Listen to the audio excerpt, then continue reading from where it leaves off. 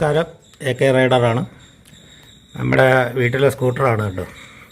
അപ്പോൾ ഇടയ്ക്ക് ഒന്ന് കേബിള് ഒന്ന് ചേഞ്ച് ചെയ്യേണ്ടി വന്നു. ആ സമയം മുതൽ പറയാണ്, ഇത് ആക്സിലേറ്റർ നമ്മൾ സ്റ്റാർട്ട് ചെയ്ത് ഉടൻ തന്നെ ഇടയ്ക്ക് ഇതാകണ്ടോ, ഇതിൽ ഒട്ടും പ്ലേ ഇല്ല എന്ന് വെച്ചാൽ ഭയങ്കര സ്റ്റക്ക് പോലെ കുറച്ച് പ്ലേ വേണം ഇത് ആക്സിലേറ്ററിൽ. ഏത് വണ്ടിയായിരുന്നാലും ശരി തന്നെ ആക്സിലേറ്ററിന് ഒരു ലേശം പ്ലേ വേണം.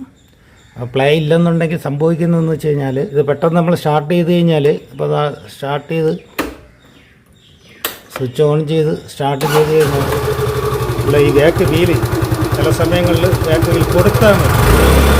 ഭയങ്കര ഹൈ സ്പീഡിൽ ഇത് കുറച്ചൊന്ന് കൊടുത്താൽ മതി. ഇങ്ങനെ വണ്ടി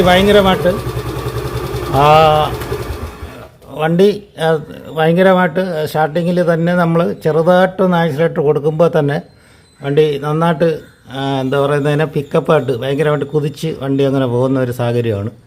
നല്ല എക്സ്പീരിയൻസ് ഉള്ളവർക്ക് പോലും അത് ചെറിയ ഒരു ബുദ്ധിമുട്ടായിരിക്കും. പക്ഷേ അത് നമ്മൾ കൂടുതലും ലേഡീസാണല്ലോ കൂടുതൽ ഇത് യൂസ് ചെയ്യുന്നത്. അപ്പോൾ അവർക്ക് ആ ഉള്ള ഒരു അറിവിന് വേണ്ടിയിട്ടാണ് ഈ വീഡിയോ ഞാനിന്ന് ചെയ്യുന്നത്. വേറെ ഒന്നുമല്ല, അത് നിസ്സാരമാണ് കാര്യം. ഇതാണ് ആക്സിലേറ്റർ കേബിൾ വരുന്നത്. പിന്നെ കാർബേറ്ററിനകത്ത് ഇതിനകത്താണ് കാർബേറ്റർ ഇരിക്കുന്നത്. കാർബേറ്ററിൻ്റെ അവിടെ ഒരു ഇത് വരും, പോയിൻ്റ് വരും. ആ പോയിൻറ്റും കറക്റ്റായിട്ട് നമ്മൾ സെറ്റ് ചെയ്താൽ മതി. പക്ഷേ ആദ്യം നോക്കാനുള്ളത് ഈ പ്ലേ ആണ് അഡ്ജസ്റ്റ് ചെയ്യാനുള്ളത്. കാരണം ഇതിൽ ഒട്ടും കാണുന്നുണ്ടല്ലോ, ഒട്ടും പ്ലേ ഇല്ല. പിന്നെ നേരെ ആക്സിലേഷനിലാണ് കൊടുക്കുന്നത്. നമുക്കിതിലൊരു 2 mm എങ്കിലും അതിന് പ്ലേ അതുണ്ടെങ്കിൽ വണ്ടി, ഞാൻ നേരത്തെ പറഞ്ഞ പോലെ പെട്ടെന്ന് തന്നെ വണ്ടി സഡൻ ആക്ഷൻ എടുത്ത് വണ്ടി പോകാനുള്ള സാഹചര്യമുണ്ട്. അപ്പോൾ അതിന് എന്ത് ചെയ്യാമെന്ന് വെച്ച് കഴിഞ്ഞാൽ, ഈ ആക്സിലേറ്ററിൻ്റെ ഇവിടെയാണ് കേബിൾ വരുന്നത്. ഈ കേബിൾ നേരെ വരണത് ഇവിടെ ഇതിനകത്തായിട്ട് വരും. അപ്പോൾ ഇതാദ്യം നമുക്ക് നോക്കാം. ഇവിടെ റബ്ബറിൻ്റെ ഒരു സ്ലീവ് ഇട്ടിട്ടുണ്ട്. ആ സ്ലീവിനെ നമുക്ക് ചെറുതായിട്ട് മാറുമ്പോഴത്തേക്ക് മാറ്റണം കേട്ടോ. ഇതാണ് അതിൻ്റെ മെയിനായിട്ടുള്ള പ്രോബ്ലം. നമുക്കിവിടെ അഡ്ജസ്റ്റ് ചെയ്യാൻ വേണ്ടിയിട്ട് 10-ൻ്റെ ഒരു സ്പാനർ മതിയാവും. അത് ഞാൻ കാണിക്കാം എങ്ങനെ അഡ്ജസ്റ്റ് ചെയ്യണം എന്നുള്ളത്. ഈ സ്ലീവിനെ നമ്മൾ ബാക്കിലോട്ടാക്കിയതിന് ശേഷം 10-ൻ്റെ നെറ്റിനെ നമ്മൾ ലൂസ് ചെയ്യണം. ഇങ്ങനെ ഒന്ന് ലൂസ് ചെയ്തിട്ട് കറക്കി വേണമെങ്കിൽ ഇവിടെ ഇതേപോലെ ഒരു സ്പ്രേ കിട്ടും. ഇത് എല്ലാത്തിനും നല്ലതാണ് കേട്ടോ. ബെയറിങ്ങിനും പിന്നെ ആക്സിലേറ്ററിൻ്റെ കേബിള് അതേപോലെ ലൂബിക്കുള്ള എല്ലാ കാര്യത്തിനും ഇത് സൂട്ടബിളാണ്. ഇതിലൊരു ചെറിയൊരു ഓസം കാണും, പക്ഷേ നമുക്ക് അതിൻ്റെ ആവശ്യമില്ല. ഇതിപ്പം തന്നെ ഇങ്ങനെ കുറച്ചൊന്ന് അടിച്ചു കൊടുത്താൽ മതി. ഇതിൻ്റെ വല്ല തുരുമ്പോ മറ്റോ കാര്യങ്ങളൊക്കെ ആണെങ്കിൽ അത് മാറിപ്പോകും. അതിനുശേഷം 10-ൻ്റെ സ്പാനർ എടുക്കുക. ഇല്ലെന്നുണ്ടെങ്കിൽ ഓയിലായിരുന്നാലും പുരട്ടി കൊടുത്താൽ മതി കേട്ടോ.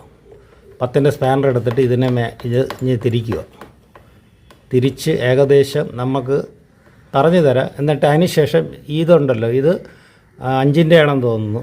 എങ്കിലും ഇത് ലൂസാക്കുമ്പോഴത്തേക്ക് ഇത് ഓട്ടോമാറ്റിക്കായിട്ട് നമുക്ക് ഇതിനെ തിരിയുന്നതാണ്. അതൊക്കെയുണ്ടല്ലോ, ഈ നീളമുള്ള എക്സ്റ്റൻഷനാണിത് വരുന്നത്. എന്നിട്ട് നമ്മൾ ഇടയ്ക്ക് ആക്സിലേറ്റർ നോക്കണം, ഇത് അനങ്ങുന്നുണ്ടാകുന്ന നോക്കണം. അനങ്ങുന്നില്ല, ഫുൾ ഇതിലാണ് നിൽക്കുന്നത് കേട്ടോ. അപ്പോൾ വീണ്ടും ഇതിനെ കുറേശ്ശെ ചില വണ്ടിക്കൊക്കെ ആണെങ്കിലുണ്ടല്ലോ, നമ്മൾ ഇത് വണ്ടി സ്റ്റാർട്ട് ചെയ്യുമ്പോൾ തന്നെ വീലിങ്ങനെ കറങ്ങിക്കൊണ്ടിരിക്കും. അതും ഡേഞ്ചറാണ്. പക്ഷേ ഇതിന് ആ പ്രോബ്ലം വരുന്നില്ല. പക്ഷേ ചില ഇതിലൊക്കെ വേറെ സ്കൂട്ടിക്കൊക്കെ ഇത് നമ്മൾ സ്റ്റാർട്ട് ചെയ്യുമ്പം തന്നെ ഇത് വീല് നന്നായിട്ട് കറങ്ങുമ്പോഴത്തേക്ക് നമ്മളെ ബാലൻസ് മാറിപ്പോകാൻ സാധ്യതയുണ്ട്. എന്നിട്ട് ഇതിനെ നമ്മൾ കറക്റ്റായിട്ട് ഇതിങ്ങനെ തിരുക്കി നേരെ മേളിലോട്ട് അഡ്ജസ്റ്റ് ചെയ്ത് വയ്ക്കുക. എന്നിട്ട് നമുക്കിതിനെ നോക്കാം. അതാകണ്ട, ഇപ്പോൾ ഇത്രയും പ്ലേ ഉണ്ട്.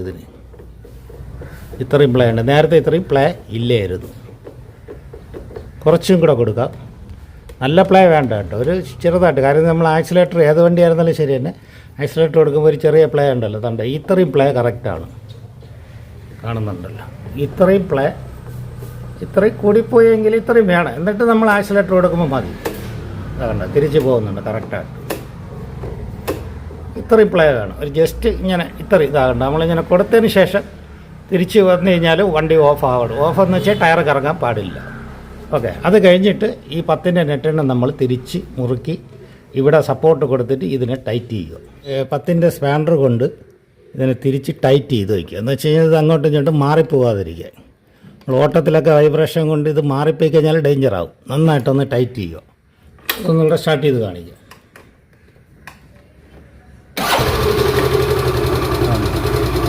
അപ്പോൾ കുറച്ച് സ്ലോ സ്പീഡും അഡ്ജസ്റ്റായി. എന്ന് വെച്ചാൽ നേരത്തെ ടൈറ്റായിട്ടാണ് നിന്നത്.